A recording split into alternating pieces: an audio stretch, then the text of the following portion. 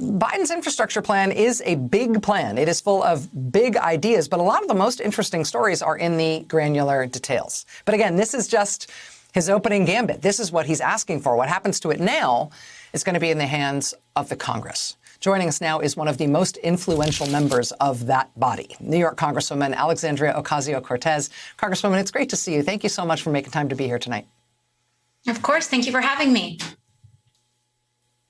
So, as I know, you saw the president's speech today, and we've all been reading about and learning about what the president is asking for in this American Jobs Plan. What do you think of it? You know, I think that the vision that President Biden and the administration has laid out, you're right, has surprised a lot of us in a positive way. And in the detail and the thought that's here, the scope of it is really encouraging, except I think the how, that 2.2 trillion, 2.25 over 8 years, I have serious concerns that it's not enough to realize the very inspiring vision that Biden has advanced. And so I believe that those of us here, especially as progressives within the Democratic Party, we know that there is so much more opportunity here. And in order for us to realize this inspiring vision, we need to go way higher. And that's what's going to help us actually deliver on this really promising and inspiring vision that the president has laid out today. And when you say that it should be bigger, do you want the numbers associated with the things that the president says he wants done just to get bigger, just to do more of the things he's saying he wants to do? Or are there whole new categories of policy that you'd like to see folded into this bill that aren't there now? I think there are a couple areas there. One is that, first of all, you know, this is 2.25 trillion over 8 years.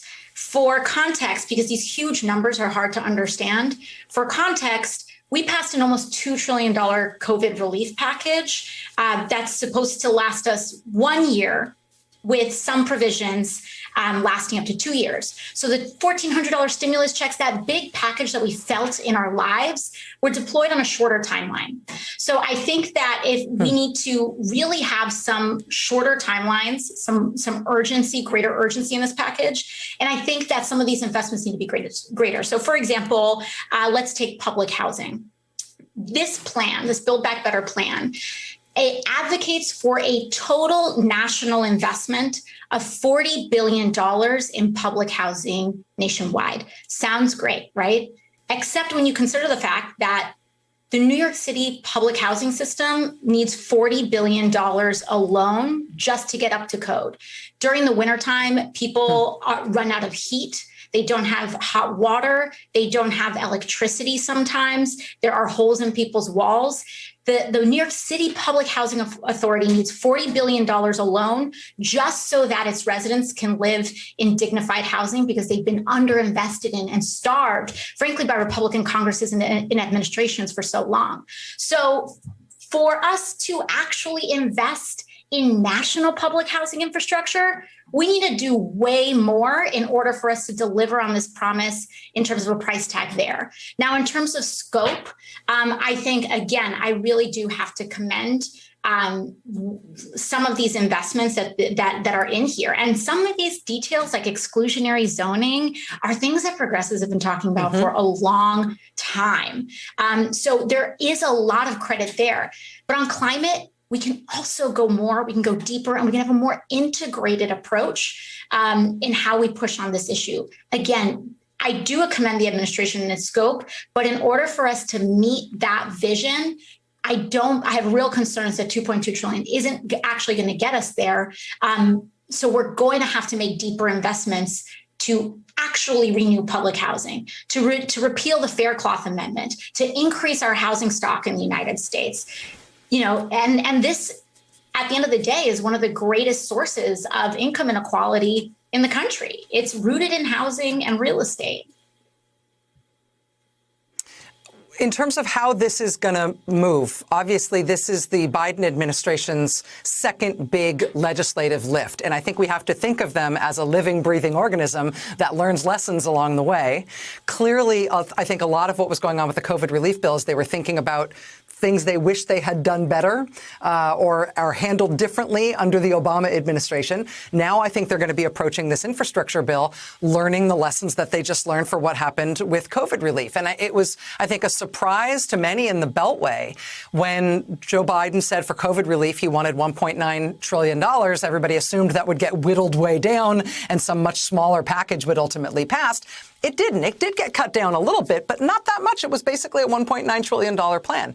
Sounds to me, from what I hear you saying tonight, that on this one, what may happen is that President Biden may say, listen, today in Pittsburgh, I want $2.25 trillion over 8 years. But when it lands in the House, you and your colleagues may say $2.25 trillion is a starting point, but this needs to be a bigger bill. This needs to get larger before the Senate even gets a look at it. Is it fair to expect that that may be the way this goes? Absolutely. If we could wave a magic wand and the progressives in the House were able to name any number and get it through, which obviously isn't the case, but if we're looking at ideals and what we think is the actual investment that can create tens of millions of good union jobs in this country, that can shore up our healthcare, our infrastructure, our housing, and doing it in a way that draws down our carbon emissions to help us get in line with IPCC standards, we're talking about realistically $10 trillion over 10 years. And I know that may be an eye-popping figure for some people, but we need to understand that we are in a devastating economic moment. Millions of people in the United States are unemployed. We have a truly crippled healthcare system and a planetary crisis on our hands, and we're the wealthiest nation in the history of the world. So we can do 10 trillion. That is a thing of political imagination. However, even when you break it up into those two parts, what's important to remember is that this actually isn't just a progressive versus a moderate issue. You have some of the most conservative members of the Democratic caucus, like Joe Manchin, that have even signaled support for a $4 trillion infrastructure plan, which is double in the numbers. And so I think that there's some key dynamics that have changed here, which explain some of this. One is that there is a genuine built power in the progressive caucus within the Democratic Party, but also just progressive ideals in general in the country that that power has built very significantly, and we are in a fundamentally different political moment. But on top of that is that even when you look at